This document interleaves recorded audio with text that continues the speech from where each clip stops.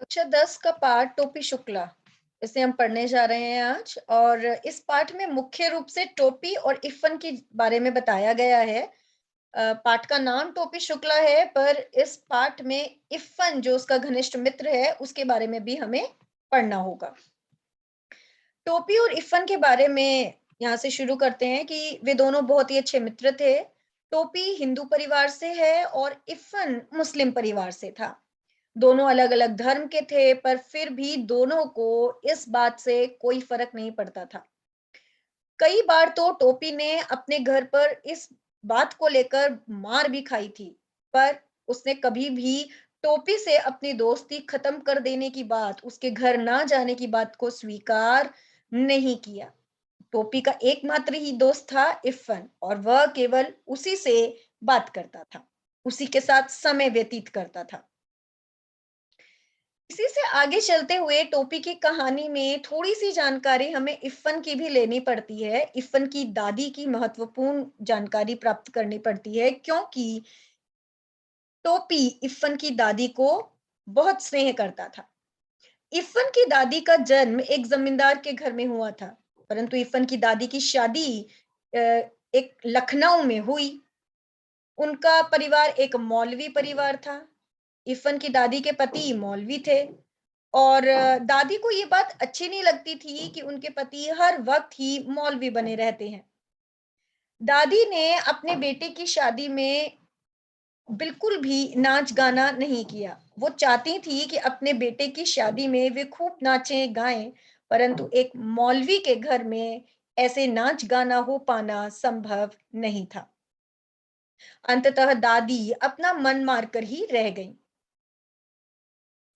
इफ़्फ़न की दादी टोपी को और इफ़्फ़न को, दोनों को ही बहुत प्यारी थी। इफ़्फ़न की दादी को टोपी और इफ़्फ़न दोनों ही प्रेम करते थे, क्योंकि दादी इफ़्फ़न को रात में कहानियाँ सुनाया करती थी। और टोपी भी जब भी अपने दोस्त इफ़्फ़न के घर जाता, तो सबसे पहले उसकी दादी के साथ ही रहता था। सबसे ज़्यादा समय वह उन्हीं के साथ बिताने की कोशिश करता था। टोपी इफ़्फ़न की माँ और बहन के पास नहीं जाना चाहता था, वह इफ़्फ़न की दादी के पास बैठता था। टोपी को इफ़्फ़न की दादी की पूर्वी बोली भी बहुत पसंद थी। इफ़्फ़न की दादी की बोली और टोपी की माँ की बोली एक जैसी सी ही थी। इफ़्फ़न की दादी का मन अपने ससुराल में हमेशा दुखी ही रहा। इसका कारण यह था कि दादी एक ज़मींदार की बेटी थी। ज़मींदार की बेटी होने के कारण उनके घर में उन्हें खूब दूध-दही खाने को मिलता। परंतु जब वो ससुराल में आई, तो इस प्रकार का उनका खान-पान बिल्कुल ही बदल गया। दूसरी तरफ वह बोली जो उन्होंने बचपन से स्वीकार की थी, पूर्वी हिंदी, वो उनके ससुराल में और उनके पति को बिल्कुल भी पसंद नहीं आती थी।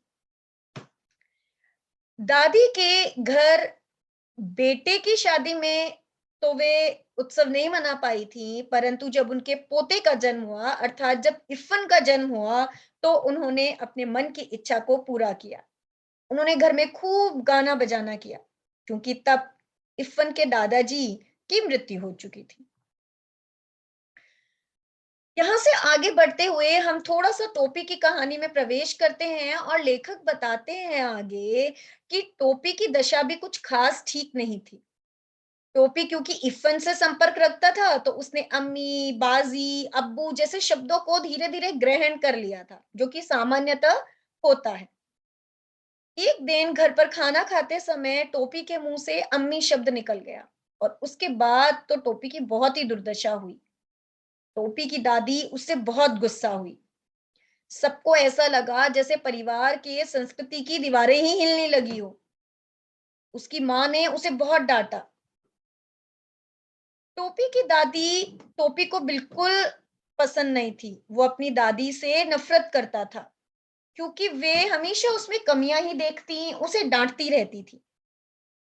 और इसी कारणवश एक दिन टोपी इफ़्फ़न से उसकी दादी बदलने की बात कहता है। यहाँ पर बाल मन का पता चलता है कि बाल मनोविज्ञान बालकों का मन किस तरह का है।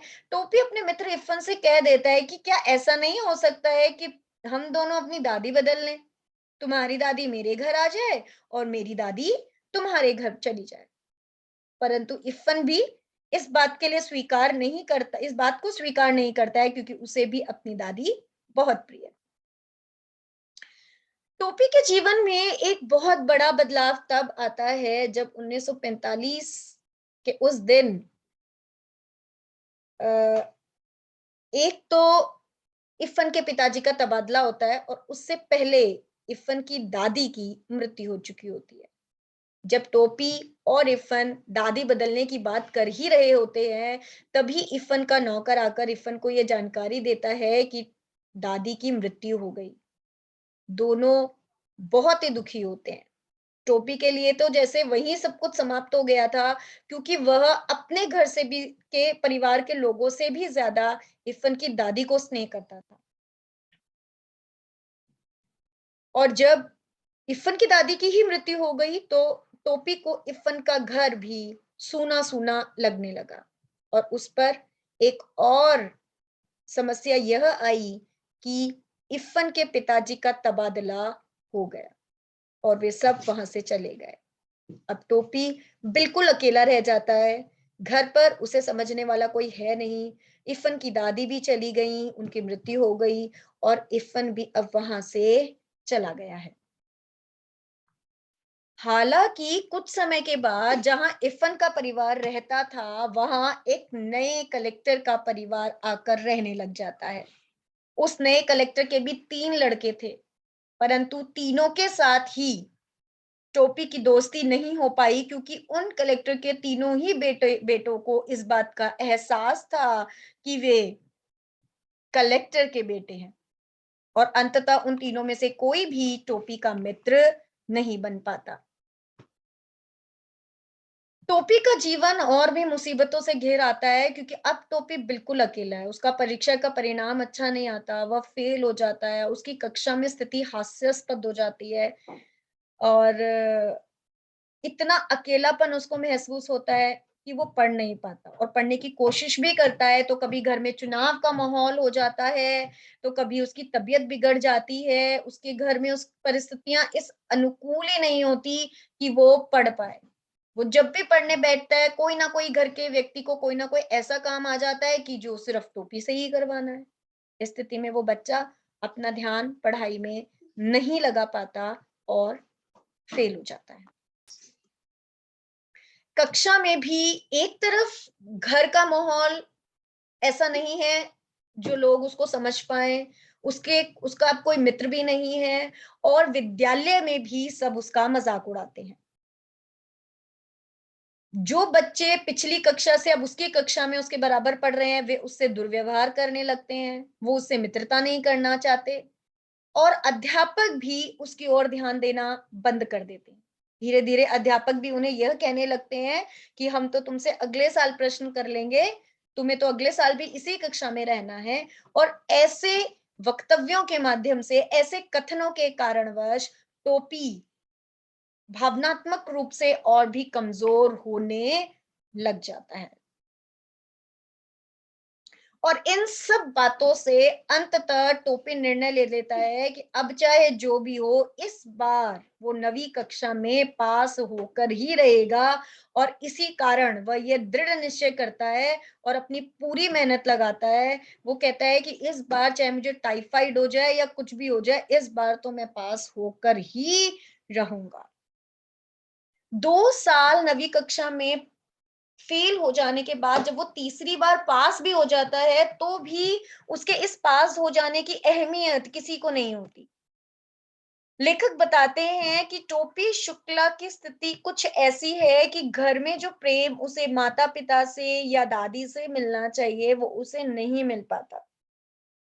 लेखक बताते हैं कि टोपी और इफ़्फ़न की दादी का संबंध बिल्कुल अलग था। एक बूढ़ी स्त्री है और एक छोटा-सा बच्चा है। दोनों में अत्यंत प्रेम होता है, दोनों में अत्यंत स्नेह होता है। दोनों एक-दूसरे के बिना जैसे अकेले थे। इफ़्फ़न की दादी को भी घर प परिवार में उसकी उनकी बोली के लिए, उनके रहन-सहन के लिए बोला जाता था और इधर टोपी को भी हर छोटी-बड़ी बात के लिए कोई ना कोई डाँट ही देता था। तो इस तरह से हमें इस पाठ के माध्यम से टोपी की स्थितियों और उसके जीवन के बारे में पता चलता है।